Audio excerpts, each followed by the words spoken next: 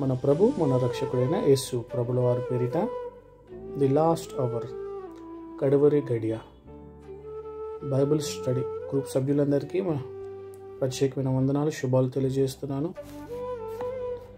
ఈరోజు బైబిల్ ధ్యానాంశంగా ప్రకటన గ్రంథం 4:2 వచనాన్ని తీసుకుందాం. ప్రకటన గ్రంథం 4వ అధ్యాయం 2వ వచనం.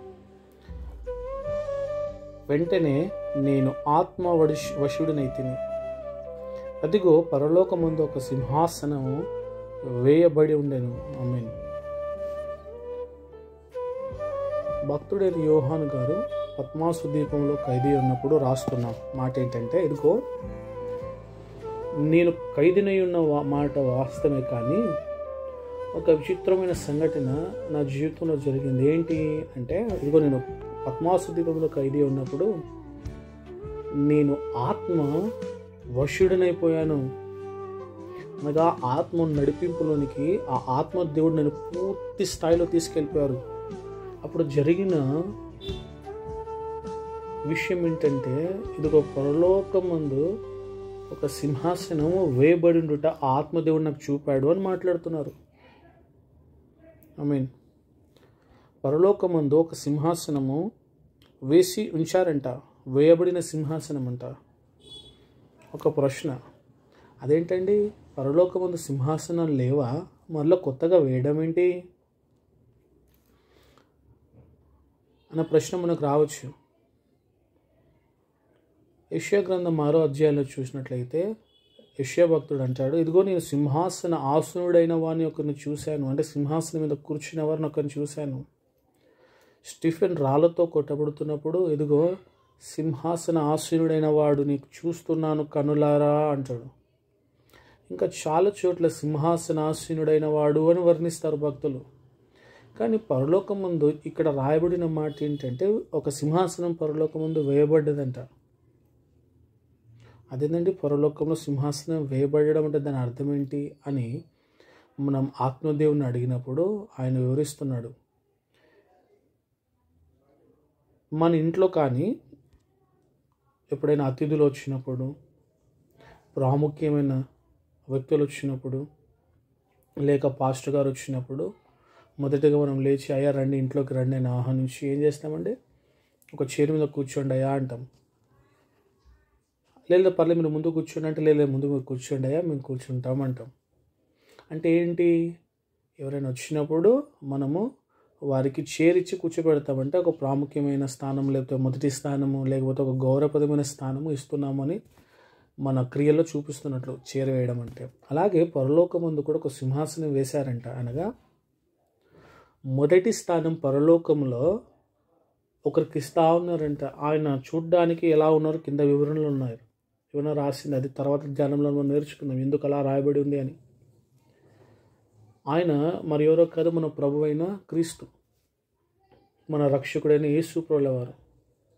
ఆయనకు పరలోక రాజ్యంలో మొదటి స్థానం ఇవ్వబడ్డదంట. ఆయనకు పరలోక రాజ్యంలో ప్రాముఖ్యమైన గౌరవమైన స్థానము ఇవ్వబడ్డదంట.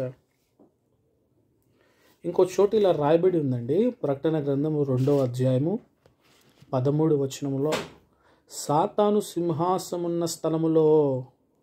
అంటే ఇంకొంతమంది సాతానుకి సింహాసనం వేసి ఉంచారంట. ఒకవైపు ఏమో మన దేవునికి సింహాసనం వేసిన గుంపు ఒకవైపు ఉంటే, ఇంకొక వైపు సాతానుకి సింహాసనం వేసిన గుంపు ఇంకోవైపు. అంటే సాతాను కూడా ముందు స్థానం, అనగా ప్రాముఖ్యమైన స్థానం, మొదటి స్థానం ఇచ్చిన గుంపు ఇంకొక గుంపు.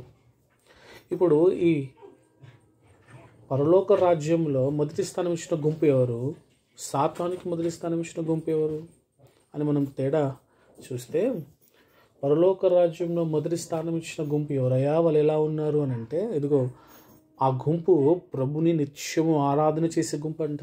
పరిశుద్ధుడు పరిశుద్ధుడు పరిశుద్ధుడు అని రాత్రింబగలు మానక ఆరాధన చేసే గుంపు అది. ఆ గుంపు ఏ గుంపు అయ్యా అంటే, ఆయన సన్నిధికి సమీపంగా ఉన్న గుంపు అంట అది. అయ్యా అది ఎలాంటి వారయ్యా వారు అంటే, వారు నిత్యము తమ రెక్కల చేత ఎగురుతూ ఉన్నవారంట. రెక్కలు అనగా స్వాతంత్రానికి సాదృశ్యం. అంటే బంధింపబడి లేరంట వాళ్ళు. వారు స్వతంత్రంగా ప్రభు సన్నిధిలో ఎగురుతూ ఉన్నారంట. ఎవరయ్యా వారు మొదటి స్థానం ప్రభుకి ఇచ్చిన వారు అని అంటే ఆయన వెలుగు చేత ప్రకాశిస్తున్నవారు అంట. ఆమేన్. వీరు మాత్రమే ప్రభుకి మొదటి స్థానం ఇవ్వగలుగుతారు. మన జీవన వ్యాపారంలో చాలామంది చిక్కుకొని ఈ స్థానాన్ని కోల్పోయిన వారు ఉన్నారు. కానీ ప్రభు తన మహాకృపను బట్టి మాట్లాడుతున్నారు. ఇదిగో ఆయనకు సింహాసనం వేయబడ్డది. ఆమేన్. మనము మన జీవితంలో ఎవరికి సింహాసనం వేస్తున్నాము అని ఒకసారి ఆలోచన చేద్దాం. ఈ కడవరి బైబిల్ స్టడీ ముఖ్య ఉద్దేశం ఏంటంటే, ఇంకా ప్రభుని ఎదుర్కొనుటకు, మనం ప్రభుని ఎదుర్కొనుటకు చివరి గంట. ఆయన రాబోతున్నారు. ఆయన రావడానికి, మనం ఆయన ఎదుర్కోవడానికి ఇంకెంత సమయం ఉందంటే చివరి గంట మాత్రమే. ది లాస్ట్ అవర్, కడవరి గడియ ముఖ్య ఉద్దేశం ఆయనను మనం ఎదుర్కోవాలి. ఆయన ఎదుట మనం నిలబడాలి. ఆయన వస్తున్నప్పుడు మహిమతో ఎత్తబడాలి. ఆమేన్. విడిపించబడి ఎత్తబడే గుంపులో మనం ఉండుటకే బైబిల్ స్టడీ. ఇది అందరి కోసం కాదు, ఇది సాధారణమైన గుంపు కాదండి. ఇది కేవలం ఎత్తబడాలనే ఆశతో, ఎత్తబడాలనే వేదనతో, ఎత్తబడాలనే ఒక కోరికతో, తపనతో బ్రతుకుతున్న వారికి మాత్రమే బైబిల్ స్టడీ. అలాంటి వారు ఉన్నట్లయితే ఇదిగో మీ కొరకు బైబిల్ స్టడీ అండి. ఇంకా రానున్న రోజులు చాలా లోతైన ధ్యానం చేద్దాం.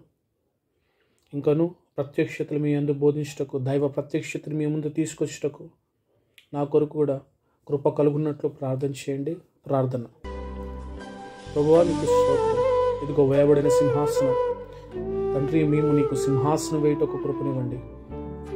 ఆ ప్రత్యేకించబడిన గుంపు, ఆరాధించు గుంపు, నీ సన్నిధికి సమీపంగా ఉన్న గుంపు, వాళ్ళు నిన్ను ఆరాధిస్తూ ఎగురుతున్న గుంపు, వారు నీ వెలుగు చేత నింపబడిన గుంపు, ఆ గుంపులో మీ ముందుటకు సాయం చేయండి.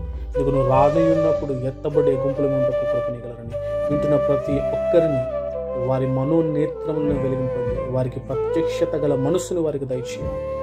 వినుటకు శక్తి కలిగినట్లు సాయం చేయండి. యేసు నామములో ప్రార్థిస్తున్నాము పరమ తండ్రి. ఆమేన్.